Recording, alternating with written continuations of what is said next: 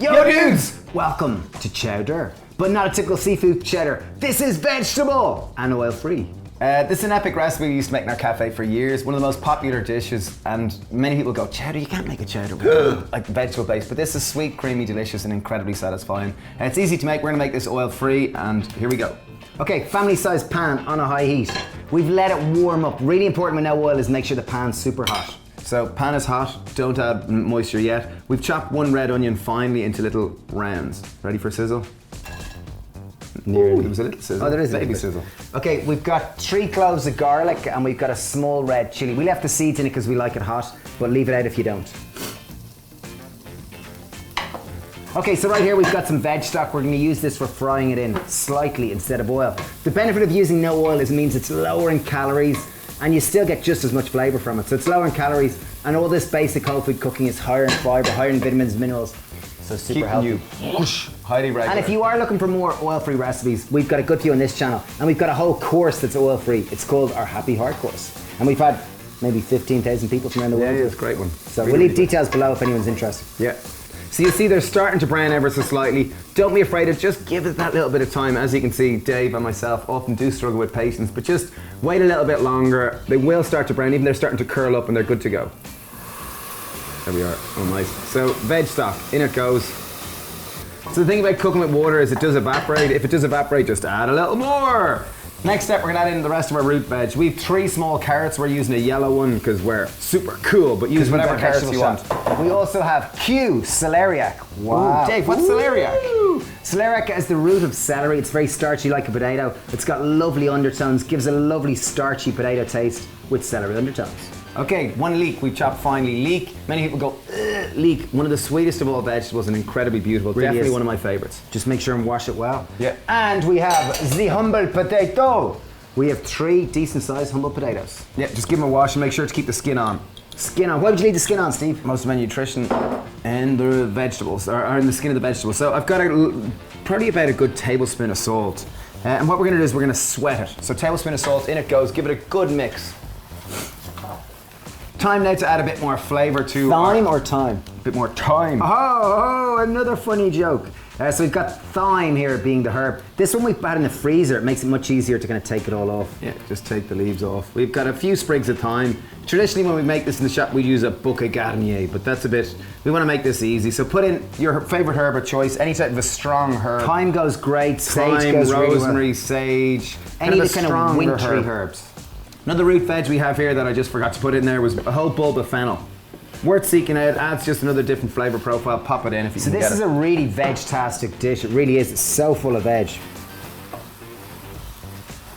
Now, time to add more flavour and more nutrients. We're using some seaweed, Mara seaweed. She sent us some, which is pretty cool. I'm going to put in about a teaspoon of this is ground dulse, isn't it? This is Shoney, nutritious blend of natural. Yeah, it's kind of mostly dulse. Okay, it's going to add more minerals and add a nice kind of salty and sea-like undertone because this is. So if you don't get chowder. this, you could grind up a sheet of nori or any kind of seaweed you have. Just add it to it. Yep. Just going to give a nice touch of the sea to it. Because this is a chowder. Chowder! One way of adding more flavour to vegetables is to sweat them, which is often done at the basis of making a soup. So I've added salt there, we added seaweed, and we added some thyme. I'm literally going to put the lid on it and allow them to, it's called sweat. They'll, through the, I guess, being caught in their own heat, they're going to release more moisture and kind of release more juiciness and get a little bit of browning. So Kind of gives a nice casserole. we're going to leave that for 5 minutes, just like that. Okay, so we sweated that for 5 minutes and it's beautiful and kind of flavoursome. And there is a bit of browning happened down the bottom here. It is a small step, but it's worth doing because every little step just adds more flavour through the journey. Now I've got 1.3 litres of veg stock. I'm going to add that in. So any kind of veg stock works really well. 1.3, very good. I like your precision, Mr. Flynn. Well, I am a very accurate kind of creature, haven't I? Very good. Okay, you'll see it is quite swimming. Don't worry, the spuds as they cook, there's going to be lots of the water is going to evaporate, and the potatoes, as we know, of spuds are going to just bring it all together. So leave that cook for about 20 to 30 minutes until the potatoes are soft.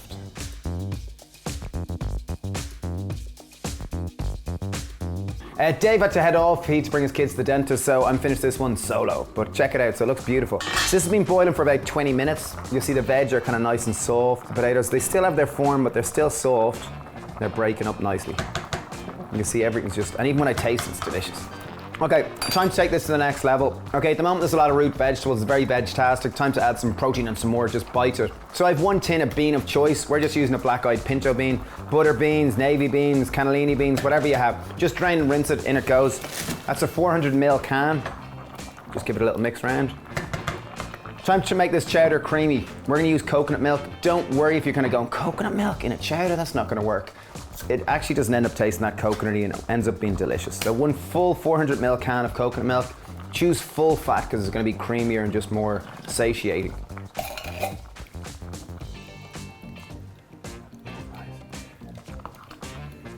Juice of half a lemon. I'm just gonna squeeze it through my hands to avoid any pips going in. And I'm going to leave that to boil for just about 10 minutes, just until it all comes together and the kind of coconut mixes through the stock really well. So I've let that reduce for about 10-15 minutes, just until it's kind of thickened up and it feels just much more like a chowder, kind of like brothy but not kind of too liquidy or too viscous. Final touches, put your herb of choice. In the restaurant we normally use samphire, but we wanted to make this more accessible, so we've just gone with parsley. But go whatever type of herb you like. Samphire does go great in it because it gives that note of the sea. Samphire is known as sea asparagus. Worth seeking out if you can get it, but again, any herb of choice. It's just to give that green and contrast of flavour. So all in all, this took about 30-35 minutes, maybe slightly longer. Top it on, a few herbs, a little wedge of lemon.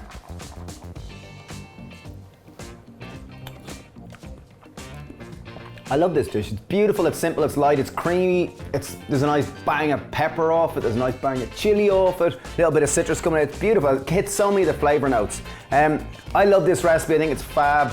Give it a shot at home and please share it with anyone looking for some oil-free inspiration. Thanks a mil for watching, sending loads of love and cheers.